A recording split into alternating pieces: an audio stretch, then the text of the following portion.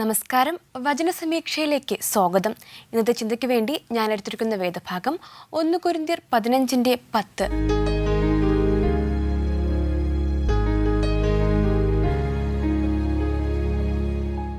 ഞാൻ എന്തായിരിക്കുന്നുവോ അത് ദൈവകൃപയാലാണ്. എൻ്റെ മേൽ ദൈവം ചൊരിഞ്ഞ കൃപ നിഷ്ഫലമായിട്ടില്ല. ഈ വചനത്തിൽ പറഞ്ഞിരിക്കുന്നത് നമ്മൾ എന്തായിരിക്കുന്നുവോ, അതായത് ഒരു വ്യക്തി എന്തായിരിക്കുന്നുവോ അത് ദൈവകൃപയാലാണ്. ദൈവം കാരണമാണ് അങ്ങനെ ആയിരിക്കുന്നത്. എൻ്റെ മേൽ ദൈവം ചൊരിഞ്ഞിട്ടുള്ള ഓരോ കൃപയും ഓരോ കാരുണ്യങ്ങളും ഒരിക്കലും നിഷ്ഫലമായിട്ടില്ല എന്നാണ് ഈ ഒരു വചനത്തിൽ ചുരുക്കത്തിൽ പറഞ്ഞിരിക്കുന്നത്. ഏവർക്കും വചനസമീക്ഷയിലേക്ക് ഒരിക്കൽ കൂടി സ്വാഗതം. അപ്പോൾ നമ്മൾ ഇന്ന് സംസാരിക്കുന്നത് നമ്മുടെ മേൽ ദൈവം ചൊരിഞ്ഞിട്ടുള്ള കൃപകളെക്കുറിച്ചാണ്. അതായത് ഓരോ വ്യക്തികൾക്കും ഓരോ ഗുണങ്ങളുണ്ട്, ഓരോ കഴിവുകളുണ്ട്, ഓരോ പ്രത്യേകതകളുണ്ട്. അതിനെക്കുറിച്ചാണ് നമ്മളിന്ന് സംസാരിക്കുന്നത്. അപ്പോൾ അതിനു മുൻപ് നമുക്കൊരു കോൾ വരുന്നുണ്ട്. ഇന്നത്തെ ഫസ്റ്റ് കോൾ ആരാണെന്ന് നോക്കാം.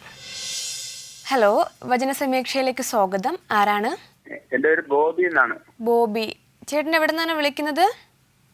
നെയ്യാറ്റിൻകര അല്ലേ? ഓക്കെ. വീട്ടിൽ ആരൊക്കെയാ ഉള്ളത്? വീട്ടില് അച്ഛന്, അമ്മ, എന്റെ അനിയത്തിമാര്, പിന്നെ എന്റെ ഭാര്യയുണ്ട്. ഓക്കെ. അച്ഛനും അമ്മയും അനിയത്തിമാരും ചേട്ടൻ്റെ വൈഫും ഉണ്ടല്ലേ? എല്ലാരും. ഒരു അനിയത്തി മൈസൂരില്, ഒരാള് ഇവിടെ വീടിന്റെ അടുത്ത്, ഭാര്യന്റെ ഇവിടെ തന്നെ. Okay okay okay okay. അപ്പോൾ നമുക്ക് ക്വസ്റ്റ്യനിലേക്ക് പോകാം. ഓക്കെ. ഇന്നത്തെ ഫസ്റ്റ് ക്വസ്റ്റ്യൻ, ഇസ്രായേലിനെതിരായി എഴുന്നേറ്റത് ആരാണ്? സാത്താൻ. അതേ, ആൻസർ കറക്റ്റാണ്, സാത്താൻ. ഓക്കെ. ചേട്ടൻ ഇന്നൊരു പാട്ട് പാടുന്നുണ്ടോ? ഒരു 4 വരി പഠിക്കേട്ടോ. 4 വരി. ഓക്കെ. യേശുവെ പോലെയാകുവാൻ, യേശുവിൻ വാക്കു കേൾക്കുവാൻ, യേശുവെ നോക്കി ജീവിപ്പാൻ, ഇവയെ കാംക്ഷിക്കുന്നു ഞാൻ. യേശുവെ നോക്കി ജീവിപ്പാൻ, ഇവയെ കാംക്ഷിക്കുന്നു ഞാൻ. ഓക്കെ, നന്നായിരുന്നു കേട്ടോ. ഓക്കെ, നമുക്ക് രണ്ടാമത്തെ ക്വസ്റ്റ്യനിലേക്ക് പോകാം. ചോദ്യം ഇതാണ്, ഇസ്രായേലിനെ എണ്ണുവാൻ ദാവീദിനെ പ്രേരിപ്പിച്ചത് ആരാണ്?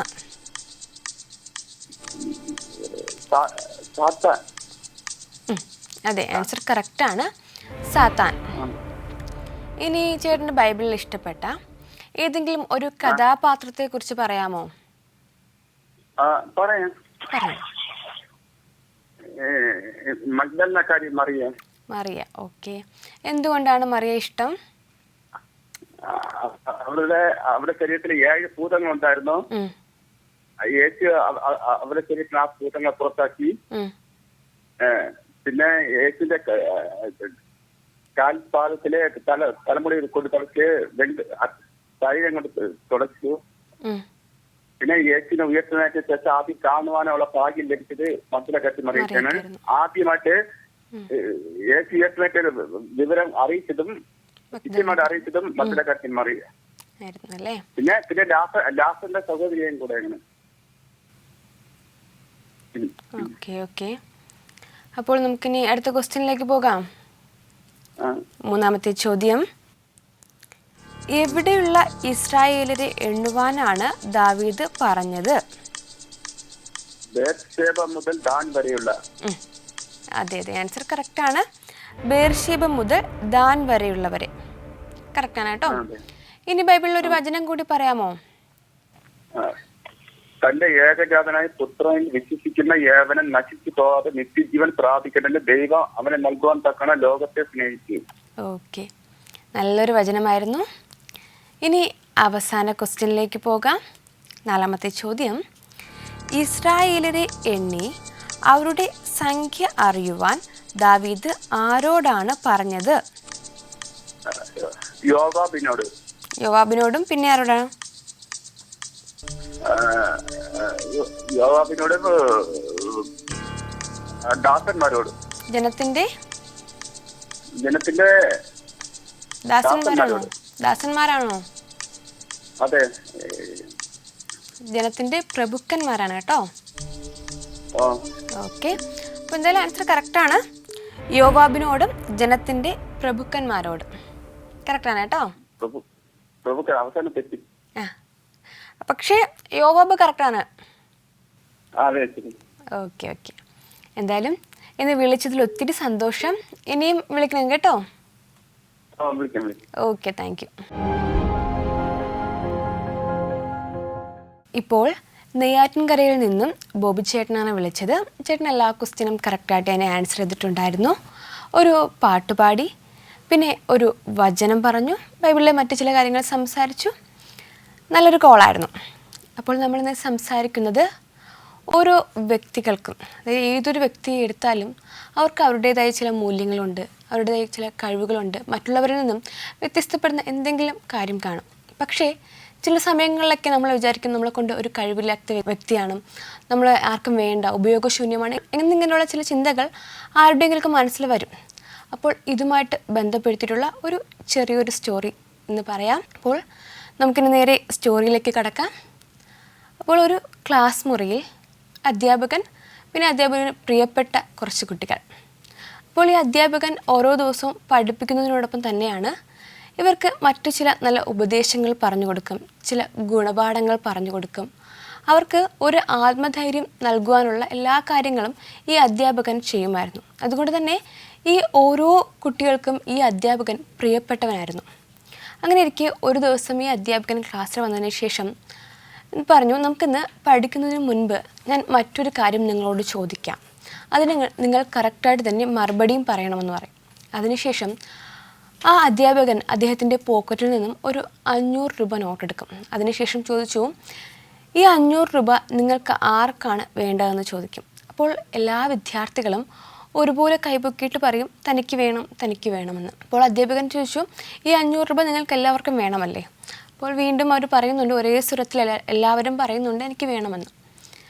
വീണ്ടും ഈ അധ്യാപകൻ ഈ നോട്ടൊന്ന് കയ്യിൽ വെച്ച് നല്ലതുപോലെ ഒന്ന് ചുരുട്ടി നല്ലപോലെ ഒന്ന് വൃത്തികേടാക്കിയതിന് ശേഷം വീണ്ടും ചോദിക്കുന്നുണ്ട്, നിങ്ങൾക്ക് ആർക്കാണ് ഈ നോട്ട് വേണ്ടതെന്ന്. അപ്പോഴും എല്ലാവരും ഒരുപോലെ പറയുന്നുണ്ട്, ഇത് തനിക്ക് വേണം, തനിക്ക് വേണമെന്ന് എല്ലാവരും വീണ്ടും പറയുന്നുണ്ട്.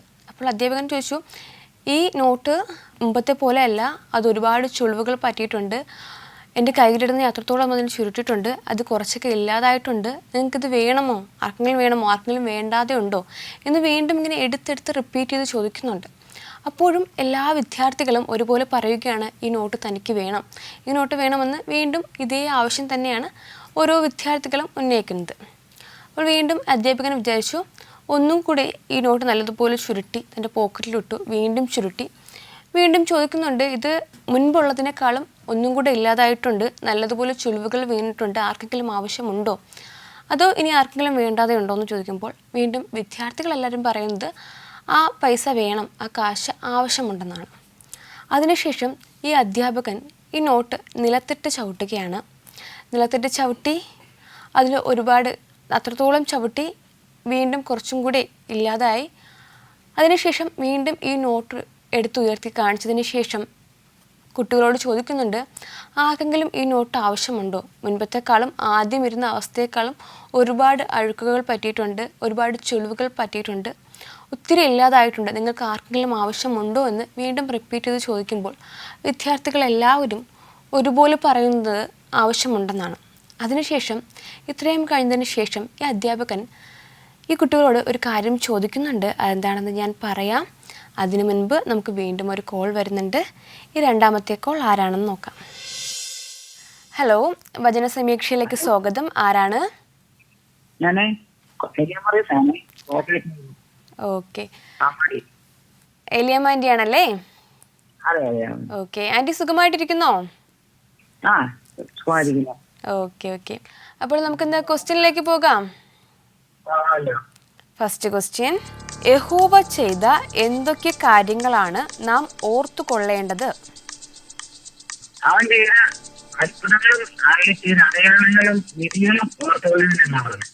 അതെ അതെ, ആൻസർ കറക്റ്റ് ആണ്. അവൻ ചെയ്ത അത്ഭുതങ്ങളും അടയാളങ്ങളും വിധികളും ഓർത്തുകൊള്ളു. കറക്റ്റ് ആണ് കേട്ടോ. നമുക്ക് രണ്ടാമത്തെ ക്വസ്റ്റ്യനിലേക്ക് പോകാം. ചോദ്യം: യഹോവയുടെ വചനം എത്ര കാലമാണ് ഓർത്തുകൊള്ളേണ്ടത്? അവന്റെ വചനം 1000 തലമുറയോളവും അവന്റെ നിയമം നീക്ക് ഓർത്തുകൊള്ളണം. ഓക്കെ, ആൻസർ കറക്റ്റാണ്. 1000 തലമുറ വരെയും കറക്റ്റാണ് കേട്ടോ. ഓക്കെ, ഇനി ബൈബിളിലെ ഒരു വചനം പറയാമോ? പറയാമല്ലോ. എന്റെ ജനം 2 ദോഷം ചെയ്തിരിക്കുന്നു. അവർ ജീവജലത്തിന്റെ ഉറവയായ എന്നെ ഉപേക്ഷിച്ചു. വെള്ളമില്ലാത്ത കിണറുകളെ, ഒട്ട കിണറുകളെ തന്നെ കുഴിച്ചിരിക്കുന്നു. യിരെമ്യാവ് 2:13. ഓക്കെ, നല്ലൊരു വചനമായിരുന്നു. നമുക്കിനി അടുത്ത ക്വസ്റ്റ്യനിലേക്ക് പോകാം. ചോദ്യം ഇതാണ്: യഹോവ ചെയ്ത ഉടമ്പടി ഓർത്തു കൊള്ളേണ്ടത് എത്ര കാലത്തേക്കാണ്? 1000 തലമുറ. 1000 തലമുറയോളമാണോ? യഹോവ ചെയ്ത ഉടമ്പടി ഓർത്തു കൊള്ളേണ്ടത് എത്ര കാലത്തേക്കാണ്?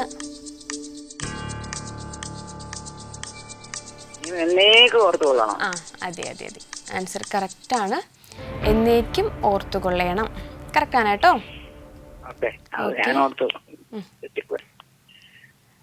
ഇന്നൊരു പാട്ട് പാടുന്നുണ്ടോ ആന്റി? പാട്ട് പാടാം. ഒരു 2 വരി പാടിക്കോളൂ. 6 വരി പാടിയൊക്കെ. ജീവൻ സഞ്ചാരി ഞാൻ, യേശുവിൽ ചാരി ഞാൻ പോകുന്നു കുരിശിന്റെ പാതയിൽ. മോക്ഷയാത്രയാണിതേ ഞാൻ നടപ്പത്, കാഴ്ചയാലെയല്ല വിശ്വാസത്താലെയാ. വീഴ്ചകൾ താഴ്ചകൾ വന്നിടും വേളയിൽ രക്ഷകൻ കൈകളിൽ താങ്ങിടും. വീഴ്ചകൾ താഴ്ചകൾ വന്നിടും വേളയിൽ രക്ഷകൻ കൈകളിൽ താങ്ങിടും. ജീവൻ സഞ്ചാരി ഞാൻ, യേശുവിൽ ചാരി ഞാൻ പോകുന്നു കുരിശിന്റെ പാതയിൽ. ലോകമേതും യോഗ്യം അല്ലെനിക്കതാൽ, ശോകമില്ല ഭാഗ്യം ഉണ്ടു ക്രിസ്തുവിൽ. നാഥനോ മുൾമുടി നൽകിയ ലോകമേ, നീതരും പേരെനിക്കെന്തിനായി. നാഥനോ മുൾമുടി നൽകിയ ലോകമേ, നീതരും പേരെനിക്കെന്തിനായി. ശ്രീവൻ ചാരി ഞാൻ, യേശുവിൽ ചാരി ഞാൻ പോകുന്നു കുരിശിന്റെ പാതയിൽ. നന്നായിരുന്നു കേട്ടോ. ഓക്കെ, നമുക്കിനി അവസാന ക്വസ്റ്റ്യനിലേക്ക് പോകാം. ചോദ്യം ഇതാണ്: യഹോവ ഉടമ്പടി ചെയ്തത് ആരോടാണ്? യഹോവ ഉടമ്പടി ചെയ്തത് ആരോടാണ്? ആരോടായിരുന്നു ഉടമ്പടി ചെയ്തത്?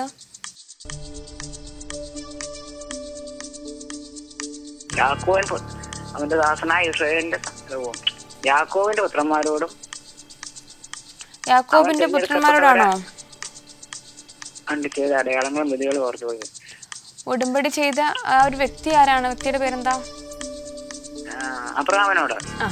അതെ, ആൻസർ കറക്റ്റാണ്, അബ്രഹാമിനോട്. Okay aunty. ഓക്കെ, അപ്പോൾ ഇന്ന് 4 ക്വസ്റ്റ്യനും കഴിഞ്ഞിട്ടുണ്ടേ. എന്തായാലും ഇന്ന് വിളിച്ചതിൽ ഒത്തിരി സന്തോഷം. ഇനിയും വിളിക്കണം കേട്ടോ. Okay aunty, thank you. ഇപ്പോൾ കോട്ടയത്ത് നിന്നും ഏലിയാമ്മ ആൻറ്റിയാണ് വിളിച്ചത്.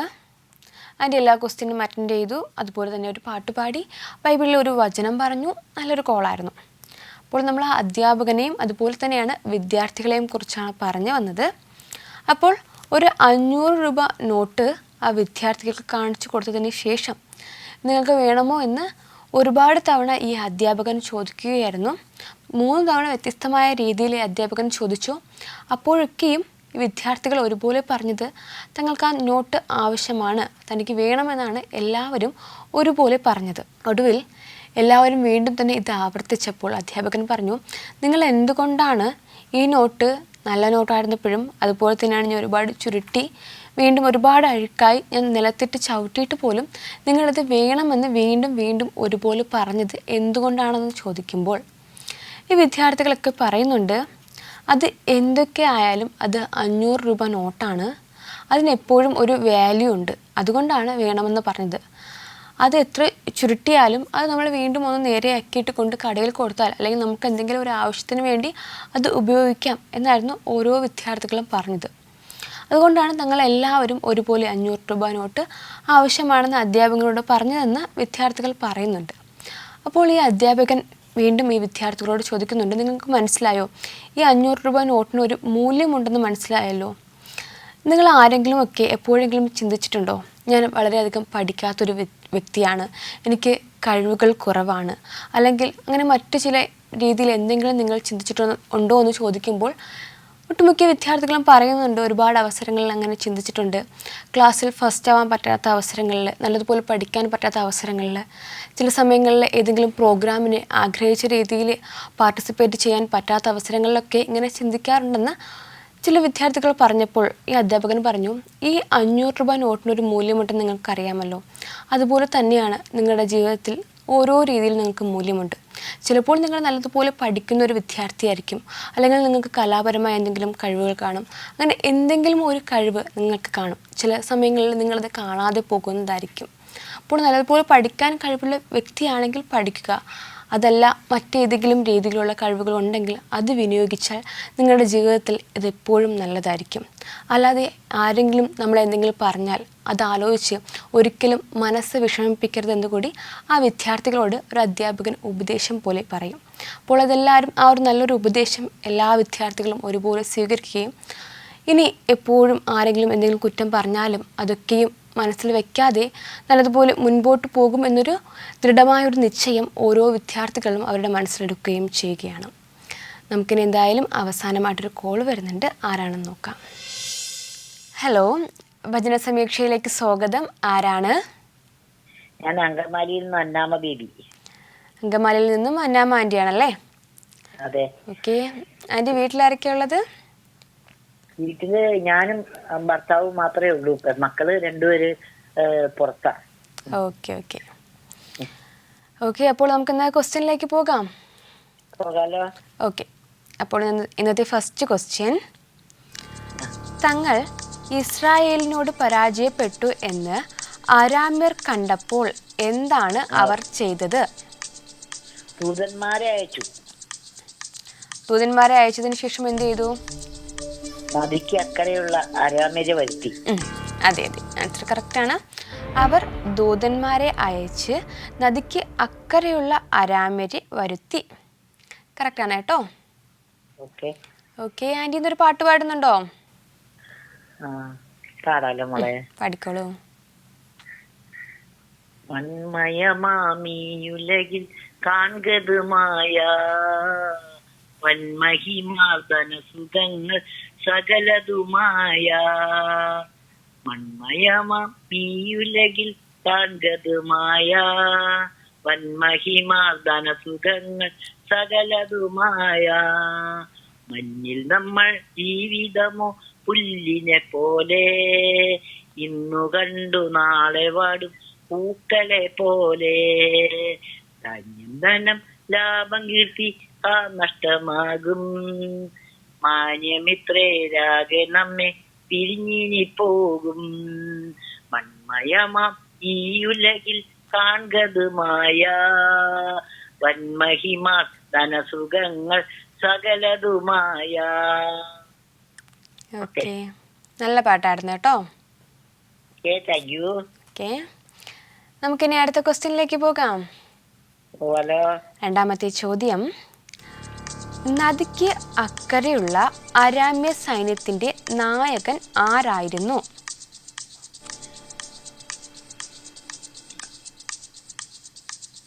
ക്വസ്റ്റ്യൻ മനസ്സിലായോ ആൻറ്റി? നദിക്ക് അക്കരെയുള്ള ക്വസ്റ്റ്യൻ മനസ്സിലായോ? നദിക്ക് അക്കരെയുള്ള അരാമ്യ സൈന്യത്തിന്റെ നായകൻ ആരായിരുന്നു?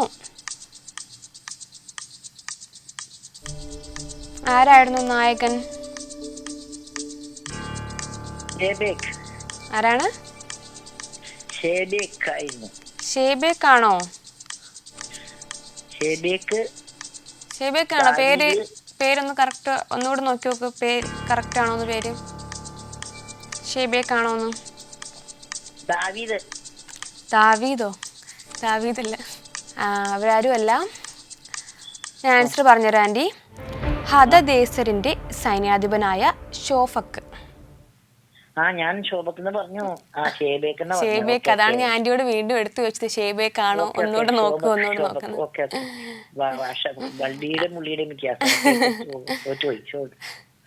സാരമില്ല, അതാണ് ഞാൻ ആന്റിയോട് റിപ്പീറ്റ് ചെയ്ത് ചോദിച്ചത്. ആന്റി ഇത് കറക്റ്റ് ആണോ, പേര് കറക്റ്റ് ആണോ? ഓക്കെ, തോറ്റുപോയില്ല, കറക്റ്റായിട്ട് പറയുന്നതാണല്ലോ ആന്റി. ഇനി ആന്റി ബൈബിളിൽ വായിച്ച ഏതെങ്കിലും ഒരു ഭാഗത്തെ കുറിച്ച് പറയാമോ? പറയാം. ഞാൻ ഇന്നലെ വായിച്ചത് ഈ അപ്പോസ്തല പ്രവൃത്തി 10-ാം അധ്യായമായിരുന്നു. അതിനകത്ത് അപ്പോസ്തല പ്രവൃത്തി 10-ാം അധ്യായത്തിൽ നമ്മുടെ പട്ടണത്തിൽ പ്രാർത്ഥിച്ചുകൊണ്ടിരുന്നപ്പോൾ പരവശനായി ദൈവം പ്രത്യക്ഷപ്പെട്ട് 3 പേര് വരുമെന്ന് പറയുകയും പ്രാർത്ഥിക്കുകയും തുപ്പത്തൊട്ടി പോലെ ഒരു തൊട്ടി ഇറങ്ങി വരികയും അതിൽ വിശന്ന് ഇരുന്ന ആളോട് ദൈവം പറഞ്ഞു, നീ അതിനെ അറുത്ത് തിന്നുക എന്ന് പറഞ്ഞപ്പോ പറഞ്ഞു, ഞാൻ ശുദ്ധിയില്ലാത്തൊന്നും കഴിക്കില്ലെന്ന്. അപ്പൊ അതിന്റെ അർത്ഥം എന്തെന്നാ, നമ്മള് നാനാജാതി മതസ്ഥരെയും ക്രിസ്തുവിനോട് ചേർക്കുക എന്നാണ്. അതെ. അപ്പൊ അത് ഇങ്ങേർക്ക് മനസ്സിലായില്ല. അപ്പൊ ഇങ്ങനെ ഞാൻ അത് തിന്നൂല എന്ന് പറഞ്ഞപ്പോ അത് തൊട്ടി മേലോട്ട് പൊങ്ങിപ്പോയി, വീണ്ടും താഴെ വന്ന് വീണ്ടും പൊങ്ങിപ്പോയി.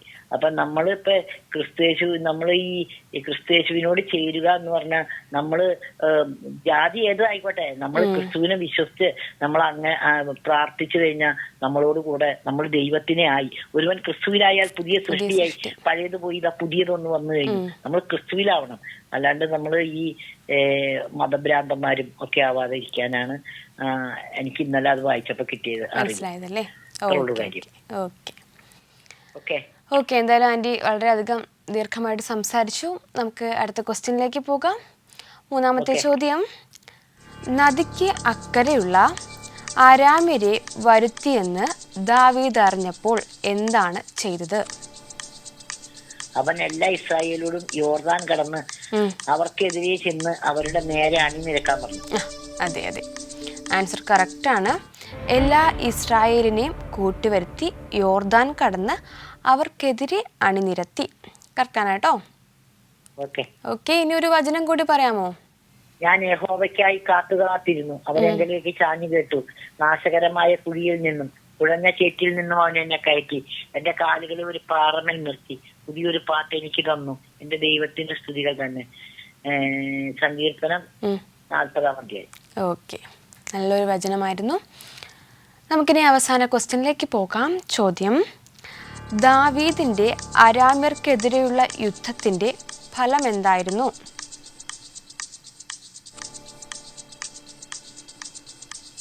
എന്തായിരുന്നു ഫലം? അരാമ്യർ ഇസ്രായേലിന്റെ മുൻപിൽ നിന്നും ഓടിപ്പോയി. അതെ, ആൻസർ കറക്റ്റ് ആണ്. അരാമ്യർ ഇസ്രായേലിന്റെ മുൻപിൽ നിന്ന് ഓടിപ്പോയി. അപ്പോൾ 4 ക്വസ്റ്റ്യനും കഴിഞ്ഞിട്ടുണ്ടേ. Okay, thank you aunty. ഇപ്പോൾ അന്നാമ്മ ആൻറ്റിയെ വിളിച്ചത് അങ്കമാലിയിൽ നിന്നും. ആൻറ്റി 4 ക്വസ്റ്റ്യനും അറ്റൻഡ് ചെയ്തു. അതുപോലെ തന്നെയാണ് ബൈബിളിലെ ചില കാര്യങ്ങൾ സംസാരിച്ചു, ഒരു പാട്ടുപാടി. നല്ലൊരു കോളായിരുന്നു. അപ്പോൾ നമ്മളിന്ന് സംസാരിച്ചത് നമ്മുടെ കർത്താവായ യേശുക്രിസ്തുവിൻ്റെ കൃപ നമ്മോടൊപ്പം ഉണ്ട്. അതുപോലെ തന്നെയാണ് ആ ഒരു ചിന്തയോടുകൂടി മുൻപോട്ട് പോകണം. അതിനോടൊപ്പം തന്നെ നമ്മൾ എന്ത് കാര്യം ചെയ്താലും നമ്മൾ ചിലപ്പോൾ ചെയ്യുന്ന കാര്യം ശരിയായിരിക്കില്ലായിരിക്കാം. ചില സമയങ്ങളിൽ നമ്മൾ വീണു പോകാം, നമ്മുടെ ജീവിതത്തിൽ നെഗറ്റീവ് വരാം. എങ്കിലും ആരൊക്കെ നമ്മൾ എന്തൊക്കെ പറഞ്ഞാലും നമ്മുടെ ഉള്ളിൻ്റെ ഉള്ളൊരു ആത്മവിശ്വാസമുണ്ട്. നമ്മളെക്കൊണ്ട് എന്തെങ്കിലുമൊക്കെ ചെയ്യുവാൻ കഴിയും എന്നൊരു ചിന്തയോട് കൂടി മുൻപോട്ട് പോയാൽ തകർന്നിരിക്കുന്ന ഓരോ അവസ്ഥകളിലും നമുക്കൊരു ആത്മധൈര്യം ലഭിക്കും. ഏതായാലും വചന സമീക്ഷയുടെ ഒരു അധ്യായം ഇവിടെ പൂർണ്ണമാവുകയാണ്. മറ്റൊരു എപ്പിസോഡുമായി നമുക്ക് വീണ്ടും കാണാം. നന്ദി, നമസ്കാരം.